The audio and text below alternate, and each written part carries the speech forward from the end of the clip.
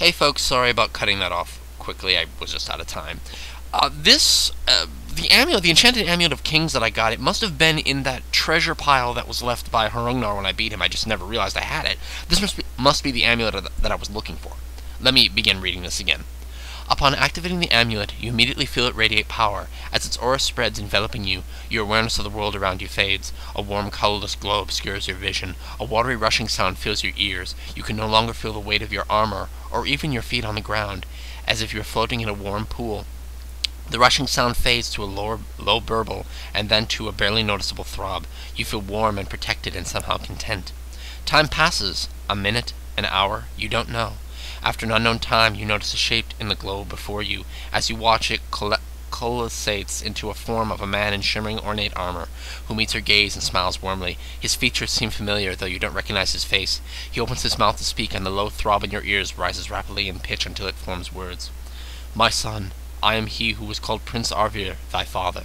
The power of the amulet which thou now dost wear has summoned me from the nether realm, and thee from Midgard. So that Midgard? We're in Final Fantasy VII? What? So that I may speak to thee this once. Thou hast done very well to have come this far against all the obstacles before thee, and I am very well pleased with the manner in which thou hast shown thy mettle, avenging the deaths of thine grandparents and the destruction of thine village. Yet thy greatest test still awaits thee. Elation fills you at your father's words of praise and the discovery of your royal blood, but his hint of future trials tempers your delight with foreboding. Your father continues. 18 winters ago, disaster struck our line, when we became enmeshed in a great conflict between the Aesir Thor and trickster Loki. On mortal Midgard, dread Surtur himself was taken apart, which was not to happen until the eve of Ragnarok. All the wise in all the 9 worlds fear that his continuing intervention in mortal affairs portends the premature arrival of Ragnarok and doom for us all. The attacks in thy farm and thy village, terrible as they were, are then but 2 threads in this great pattern, for Harungnar hunted thee at the direct command of Surtur, who sees that thou art fated to oppose him. It is thy task, then, as the last surviving heir to the throne, and thy fated destiny as my son, to thwart Surtur's designs on Midgard. Thou must reclaim our fallen castle of the winds. Ooh, we said the title! When thou dost invoke the power of thine amulet once more, it will transport thee to a town near the castle. From there wend thy way to the castle's ruined throne room, where even now the shade of my father, King Lithransir, thy grandfather, waits thy arrival. You notice your father's voice slur somewhat, dropping a bit in pitch, and his mailed legs waver as if seen through a fire. He looks away for a moment, then meets your gaze again. I may tarry here no longer, but must leave thee now to fulfill thy destiny, and so lift the doom on our bloodline. Thy grandfather can tell thee more. May all the Asher shield thee, dear son. With a final gentle smile, your father's image dissolves into the surrounding glow, and a low rumble replaces his voice in your ears, leaving you alone, once again fatherless. The glow reveals no other figures, yields no other voices. You float without sense of time.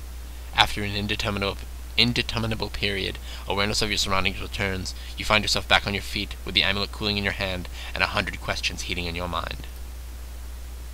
Okay, so the next time we activate that amulet, we're going to be somewhere else. But before we do anything, let's sell some stuff off. Okay, that was not the end of the game. There apparently seems to be much more to go. And he said Castle of the Winds. Ooh, we said the title. Let's make sure we've definitely sold all the stuff.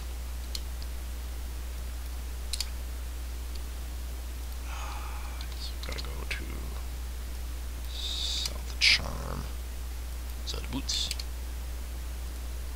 No stuff left now. Sell stuff. Wounds.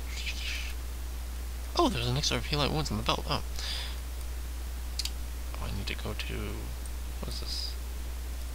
I need to go to. Yeah, I need to go to the Outfitters. Outfitters. There we go. Give me a wound. I like how I'm selling the healing potions, even though they basically saved me. So purses. Go somewhere to sell the worthless items. I bet you can guess where. Boots. Let's go sell our worthless items.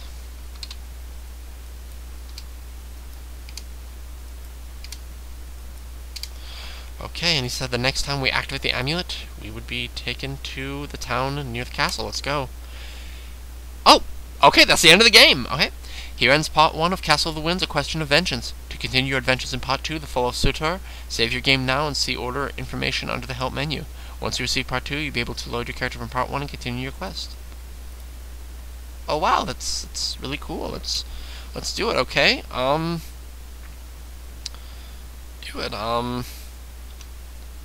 end game 1. Well, we did it! We did it, folks! A total winner after 33 days! At 23 minutes and 41 seconds. Or 23 hours, I guess that must be. Wow, we did it! Folks, I hope you enjoyed playing Castle of the Winds. At some point, I will do the second game in the series, now that I have the save character ready.